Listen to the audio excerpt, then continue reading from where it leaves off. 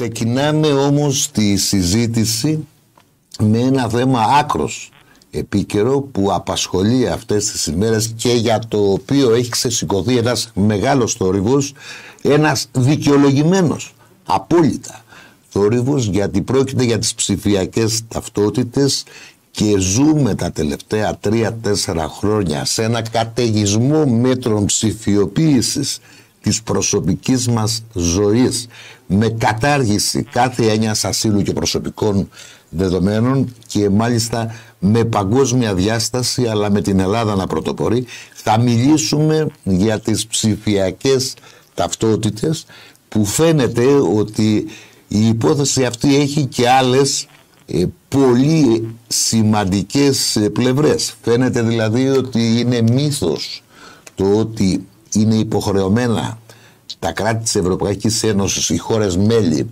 να προχωρήσουν σε αυτές τις ταυτότητες, ότι η υποχρεωτικότητα που προς το παρόν έχει περάσει αφορά μόνο τη διακίνηση μέσα στην Ευρωπαϊκή Ένωση, ότι υπάρχουν χώρες κράτη της Ευρωπαϊκής Ένωσης τα οποία ψηφίζουν αυτό το νόμο με την προαιρετική του μορφή και μάλιστα ηγέτιδες δυνάμεις της Ευρωπαϊκής Ένωσης, και ότι αφενός μεν η κυβέρνηση ψεύδεται ασύστολα, η αξιωματική και η ελάσσον αντιπολίτευση της κάνει της πλάτας για να μπορεί να ψεύδεται με αυτόν τον χυδαίο τρόπο και στρέφει τη συζήτηση στο αν υπάρχει ή όχι τσιπάκι, στρέφει τη συζήτηση σε ορισμένα θέματα υπαρκτά, αλλά τέτοια που να μπορούν να απαντηθούν εύκολα από τα κυβερνητικά στελέχη και να δείξουν ότι να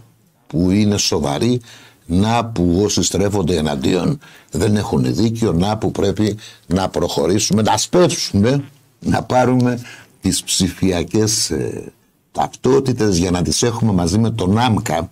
Έχουν κανονίσει μέσα από τον ΆΜΚΑ να κάνουν την βρώμικη δουλειά τόσα χρόνια, να μπορέσουμε με αυτόν τον τρόπο να φακελωθούμε περισσότερο. Έχουμε στη γραμμή μας γι' αυτό έναν άνθρωπο γνωστό στις εκπομπές μας, τον ειδικό καρδιολόγο και ερευνητή Κωνσταντίνο Φαρσαλινό, ο οποίος από την περίοδο της πανδημίας και από χρόνια έχει ασχοληθεί με το θέμα των προσωπικών δεδομένων, των συλλογικών και ατομικών ελευθεριών και την ειδική πολιτική που έχει απέναντι σε αυτό η νέα τάξη πραγμάτων, η υπεριαλιστική νέα τάξη πραγμάτων, και εφαρμόζει σε όλο τον πλανήτη. Κύριε Φαρσαλινέ, καλησπέρα σας.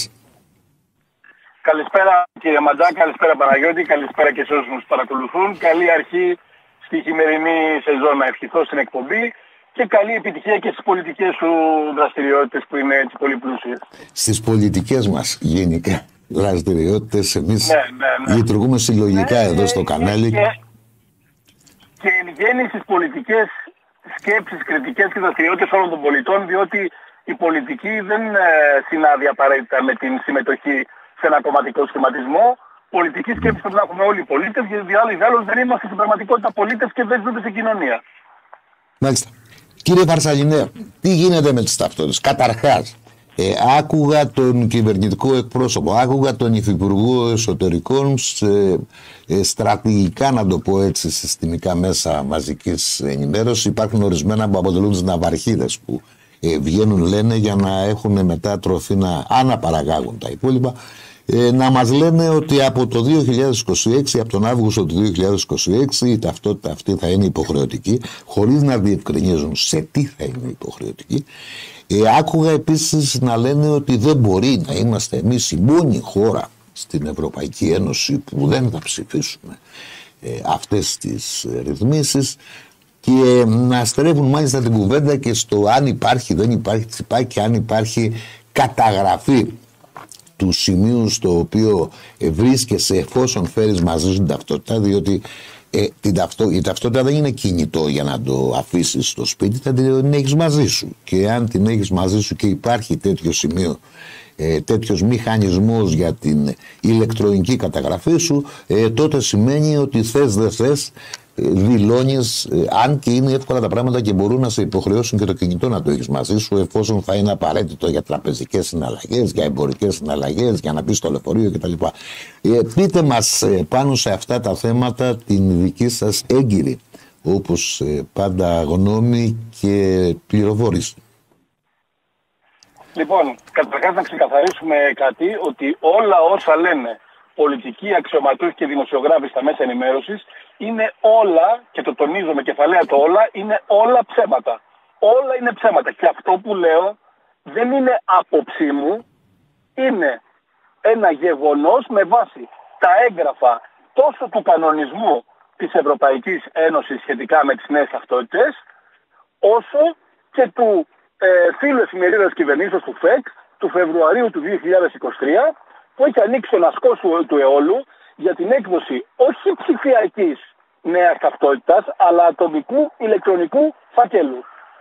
Λοιπόν, και διευκρινίζω και παραλαμβάνω, δεν εκφράζω άποψη, εκφράζω γεγονότα με βάση τον κανονισμό της Ευρωπαϊκής Ένωσης, τον οποίο μπορεί να έχει πρόσβαση οποιοσδήποτε και στα ελληνικά, διότι η Ευρωπαϊκή Ένωση στην επίσημη ιστοσελίδα της το ανεβάζει σε όλες τις γλώσσες και είναι και στα ελληνικά, και μπορεί να το δει και στο άρθρο που έγραψα στο Facebook, το οποίο είχε αναπαραχθεί και όπου έχω όλες τις παραπομπές και μπορεί να διαβάσει μόνος του όλα τα κείμενα. Λοιπόν, ο κανονισμός της Ευρωπαϊκής Ένωσης για τις νέες ταυτότητες αφορά αποκλειστικά και μόνο την ελεύθερη διακίνηση των πολιτών εντός της Ευρωπαϊκής Ένωσης.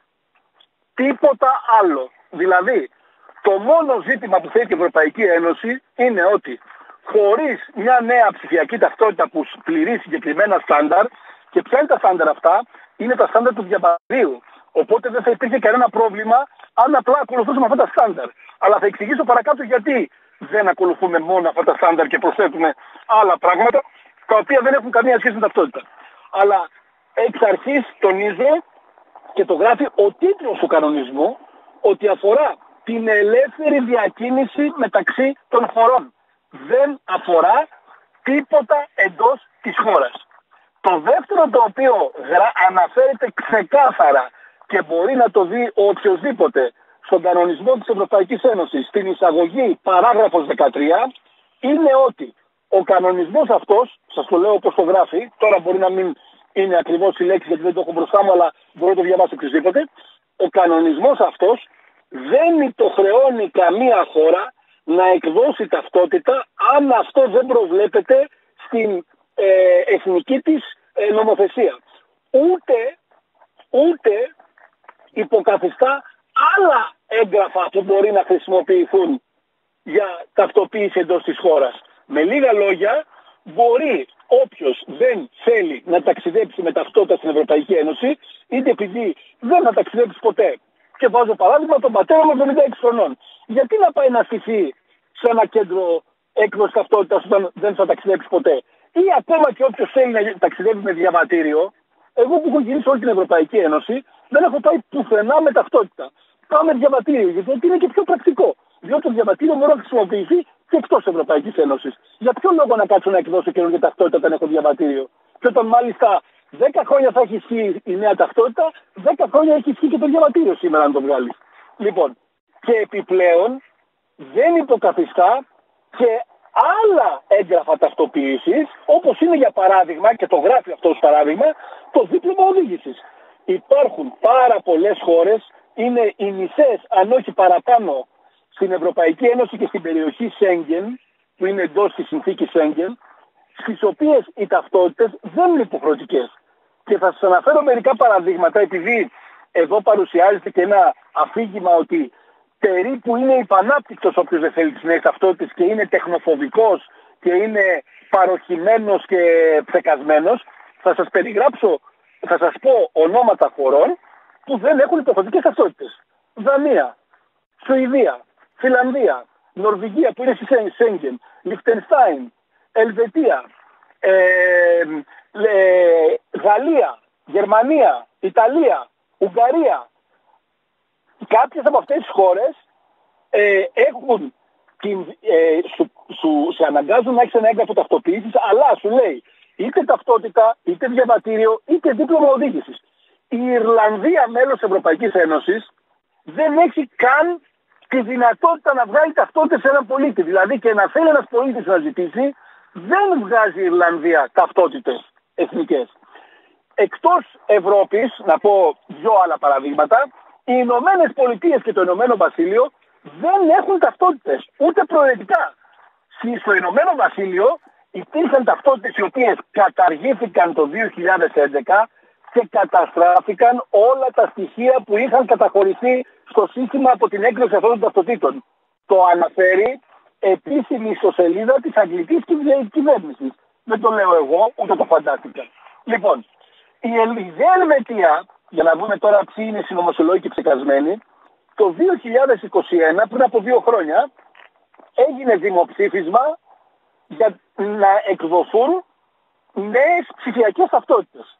Το 64,4% των Ελβετών ψήφισαν όχι στις νέες ταυτότητες. Για ποιο λόγο? Όχι, κύριε Μαντά, για τους σταυρούς, τις θρησκείες και τα 666 διαβολικά τσιπάκια, διότι οι νέες ταυτότητες, και ειδικά στην Ελλάδα, που θα αναφέρω παρακάτω το λόγο, με τον τρόπο που γίνονται στην Ελλάδα, αποτελούν απειλή για την ιδιωτικότητα και τα προσωπικά δεδομένα. Οι Ελβετοί λοιπόν δεν είναι ούτε θρησκόληπτοι, ούτε ψεκασμένοι, ούτε προοδο και τεχνοφοβικοί, ούτε τίποτα.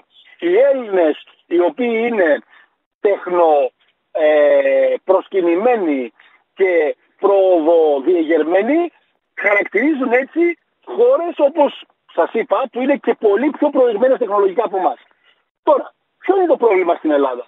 Το πρόβλημα στην Ελλάδα δεν θα ήταν να έχουμε μια ταυτότητα όπως είναι ένα διαβατήριο, δηλαδή με ένα RFID chip όπως έχει το διαβατήριο εδώ και χρόνια, το οποίο περιέχει στοιχεία ταυτοπροσωπίας όπως έχει το διαβατήριο και δεν υπήρξε ποτέ κανένα πρόβλημα, ούτε αντέδρασε κανένας. Το πρόβλημα είναι ότι η Ελλάδα, με βάση το ΦΕΚ του Φεβρουαρίου του 2023, δεν φτιάχνει ψηφιακή ταυτότητα, φτιάχνει προσωπικό ψηφιακό φάκελο, διότι στο ΦΕΚ του 2023 άλλαξε το εδάφιο για τα περιεχόμενα της ταυτότητας που περιεγραφόταν σε προηγούμενο ΦΕΚ το 2018 και προσθέτει ότι πέρα από τα στοιχεία ταυτοπροσωπίας δύναται να αποθηκευτούν στο αποθηκευτικό μέσο της ταυτότητας, δηλαδή στο chip, και οποιαδήποτε άλλα στοιχεία χωρίς να τα κατονομάζει, προσέξτε, είναι απαραίτητα για την ψηφιακή διακυβέρνηση. Και τι θα είναι αυτά τα στοιχεία? Διότι όταν η ναυτεμπορική πριν από λίγες μέρες λέει ότι θα χρειαζόμαστε την ταυτότητα για να έχουμε πρόσβαση και υπηρεσίες δημόσιες σε υγειονομικές μονάδες, για να κάνουμε τραπεζικές συναλλαγές, για φορολογικούς λόγους, ακόμα και για να δούμε στα μέσα μαζικής μεταφοράς, έγραφε η ναυτεμπορική. Δηλαδή τι θα γίνει? Θα σκανάρουμε σε μηχανήματα καθημερινά για κάθε μας δραστηριότητα μια ταυτότητα? Σήμερα, κύριε Μαντά, που η ταυτότητα είναι υποχρεωτική, εγώ δεν την έχω κουβαλήσει ποτέ μαζί μου και φαντάζομαι και την πλειοψηφία των Ελλήνων. Και δεν τη χρειαζόμαστε. Για ποιο λόγο λοιπόν να γίνουν όλα αυτά τα οποία καταρχάς αλλοιώνουν την έννοια και τον ορισμό της ταυτότητας? Τι είναι ταυτότητα? Η ταυτότητα είναι ένα έγγραφο, είτε φυσικό έγγραφο είτε ηλεκτρονικό έγγραφο, ταυτοπροσωπίας. Έτσι, τίποτα άλλο. Λοιπόν, τι δουλειά έχει σε ένα έγγραφο ταυτοπροσωπίας? Να αποθηκεύονται στοιχεία τα οποία είναι άσχετα τελείως με την ταυτοπροσωπία.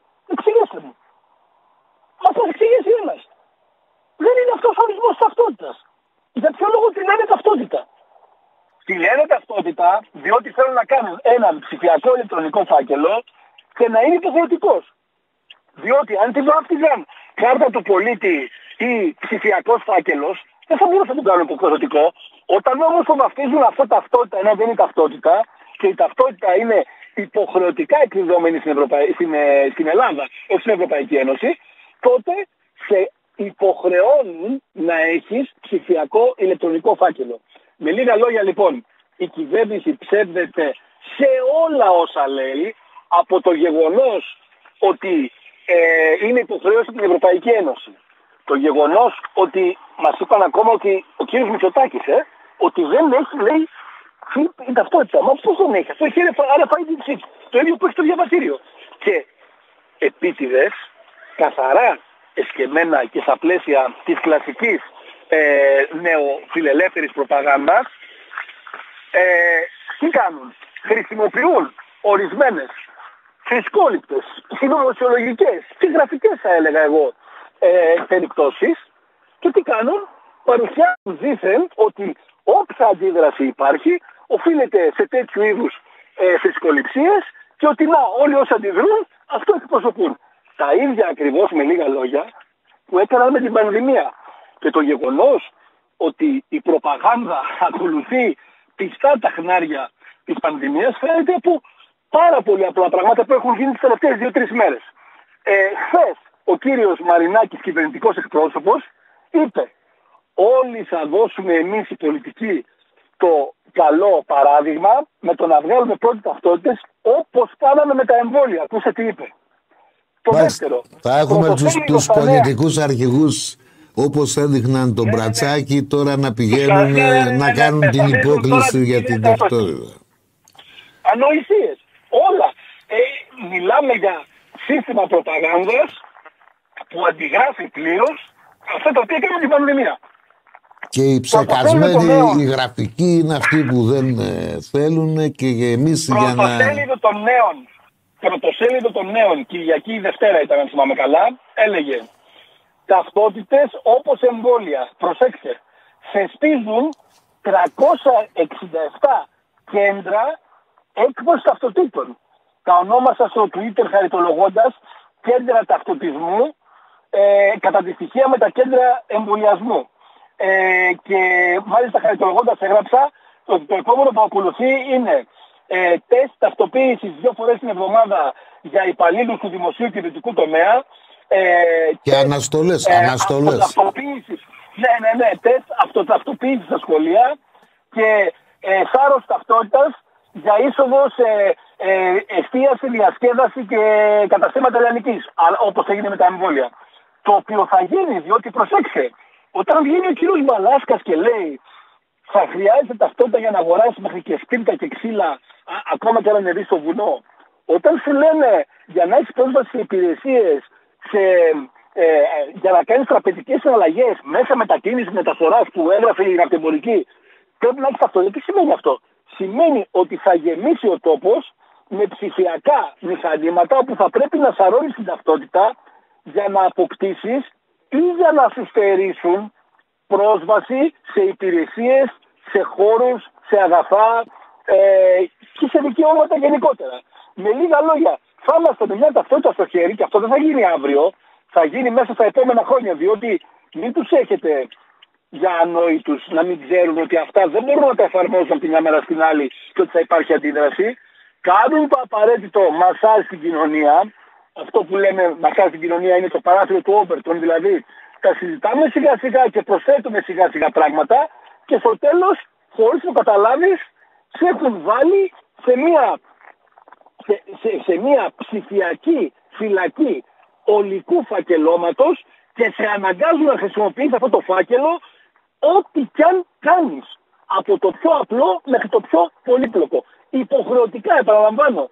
Διότι εγώ δεν έχω κανένα πρόβλημα αν ένας άνθρωπος έχει τέτοια αυτοεκτίμηση και αυτοσεβασμό και αξιοπρέπεια για τον εαυτό του που δεν τον ενδιαφέρουν τα προσωπικά του δεδομένα και η ιδιωτικότητά του, είναι δικαίωμά του, αλλά εδώ μιλάμε για υποχρεωτικό έγγραφο. Δεν μιλάμε για εθελοντική δυνατότητα οποιοδήποτε να φακελώνεται ηλεκτρονικά. Είναι υποχρεωτικό το έγγραφο και θα κάνουν υποχρεωτικά και όλα αυτά τα οποία ανέφερα. Λοιπόν, όσον αφορά για κάτι αστεία τελείως και γραφικά επιχειρήματα του τύπου, και τα αναφέρατε κι εσείς έτσι στην εισαγωγή σας, να έχουμε το κινητό, είναι ψηφιακό, καταγράφονται στοιχεία κτλ. Όλα αυτά είναι επίσης το ίδιο ψευδή με κεφαλαία. Γιατί? Πρώτον, νομικά οτιδήποτε υπάρχει στο κινητό και οποιαδήποτε εταιρεία λογισμικού, π.χ. Google, Apple κτλ. Συλλέγει δεδομένα, τα δεδομένα αυτά που συλλέγουν είναι ανώνυμα, πρώτον. Δεύτερον, αφορούν διευκολύνσεις καταναλωτικές, είτε πλοήγησης είτε ενημέρωσης, που μπορείς ανα πάσα στιγμή να τα απενεργοποιείς από το κινητό σου πάρα πολύ εύκολα. Και μπορείς να μην το πάρεις και μαζί σου. Μπορείς να μην το πάρεις μαζί σου ή να βάλεις κάποιον να σου πάρει ένα κινητό με κάρτα να μην είναι στο όνομά σου, αλλά εν πάση περιπτώσει να μην το πάρεις μαζί σου. Όχι. Κι άλλα. Υπάρχουν κι άλλα επιχειρήματα. Τρίτον, δεν χρειάζεται πουθενά να σαρώνεις το κινητό για να αποκτήσεις πρόσβαση σε υπηρεσίες, αγαθά ή χώρους. Και τέταρτον, δεν μπορεί να χρησιμοποιήσει το κινητό ποτέ για να στερεί από κάποιον, επειδή έτσι θέλει το κράτος με οποιοδήποτε δικό του κριτήριο, τέτοια πρόσβαση. Θα θυμίσω, διότι δεν είναι παλιά αυτά τα οποία έχουμε ζήσει, τα κατάπτυστα φασιστικής εμπνεύσεως πιστοποιητικά εμβολιασμού. Και προσέξτε να δείτε πού είναι η παγίδα. Όποιος πηγαίνει να εμβολιαστεί, καταγράφονταν στο κέντρο εμβολιασμού ότι έκανε το εμβόλιο. Δεν έφτανε όμως αυτό, κύριε Μαντά. Έπρεπε να έχεις το ατομικό ψηφιακό πιστοποιητικό και ήταν ψηφιακό διότι είχε QR code. Και προσέξτε πού φτάσαμε εγώ προσωπικά και πριν βγω σε αναστολή αρνιόμουν να το φτιάξω. Και δυστυχώς είχαν μαζί τους και τις ενώσεις των νοσοκομιακών γιατρών και τον κόσμο του συνδικαλιστικού. Όλοι υποστήριζαν αυτή τη φασιστική ναζιστική αθλειότητα. Προσέξτε λοιπόν ότι φτάσαμε, γιατί μάλλον ξεχνάμε εύκολα, αλλά πριν από ένα χρόνο γίνονταν αυτά. Και πού φτάσαμε λοιπόν αυτά τα πιστοποιητικά? Δώσαμε την εξουσία ως κυβέρνηση, όχι εμείς, στον κάθε υπαλληλίσκο οποιασδήποτε δημόσιας επιχείρησης, ιδιωτικής επιχείρησης και οποιοδήποτε καταστήματος να μπορεί να σαρώνει, να σκανάρει δηλαδή, να ελέγχει και με αυτόν τον τρόπο να αποδίδει ή να στερεί, να τιμωρεί δηλαδή πολίτες, αποδίδοντας ή στερώντας, τιμωρώντας με αφαίρεση δικαιωμάτων, πρόσβασης και υπηρεσιών. Μιλάμε τώρα για τα κίτρινα αστέρια των Εβραίων. Την ίδια στοχοποίηση και κοινωνικό ρατσισμό και το ίδιο σύστημα κοινωνικής τιμωρίας το οποίο χρησιμοποιούσαν οι ναζιστές. Ίδιας εμπνεύσεως. Όσοι τα υποστήριξαν θα έπρεπε να ντρέπονται να κοιτάξουν τον εαυτό τους στον καθρέφτη. Τα λέγαμε και τότε αυτά. Δεν έχουν το ηθικό στένος ούτε να βγουν δημόσια να ζητήσουν συγγνώμη. Αυτό είναι λοιπόν η ψηφιακή ταυτότητα που κακώς τη λέμε ταυτότητα. Είναι ατομικός, προσωπικός, ψηφιακός φάκελος. Αυτό θέλουν να γίνει. Δεν είναι ακόμα. Είπατε ότι αυτό τον όρο χρησιμοποιούν προς το παρόν. Χρησιμοποιούν τον όρο ψηφιακός φάκελος. Όχι, αυτοί χρησιμοποιούν τον όρο ταυτότητα. Αλλά επαναλαμβάνω. Ο ορισμός της λέξης ταυτότητα είναι έγγραφο, ηλεκτρονικό ή φυσικό ταυτοπροσωπίας. Αυτό που ετοιμάζει η κυβέρνηση με το ΦΕΚ του 2023 είναι φάκελος. Δεν είναι ταυτότητα.